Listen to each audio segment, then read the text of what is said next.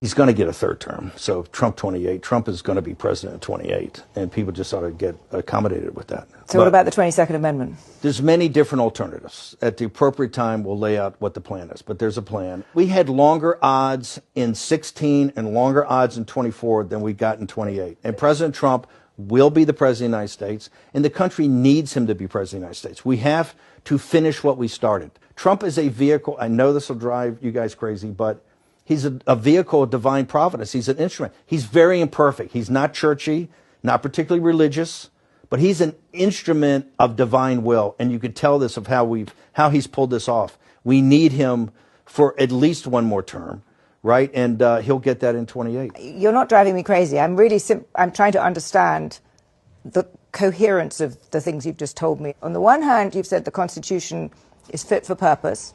Secondly, you've said that President Trump needs another term, even though the 22nd Amendment makes pretty clear that he cannot have another term. Why does it make that clear? Because he's on his second term already.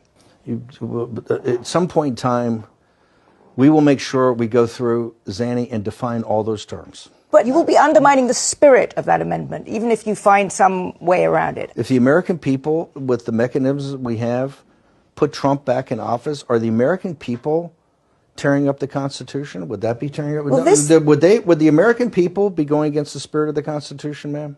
I think yes, actually, because I think what you will end up with is a populist justification for a quasi-dictatorship. That's not true at all. Trump That's what it sounds like.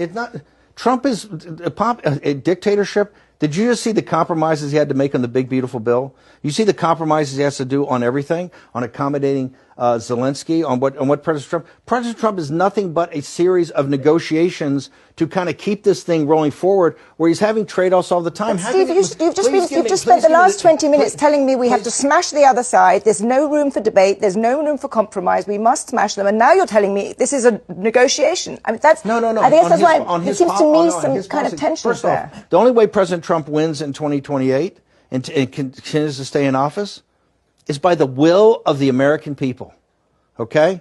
And the will of the American people is what the Constitution embodies. And so I think we're going to be in good hands there.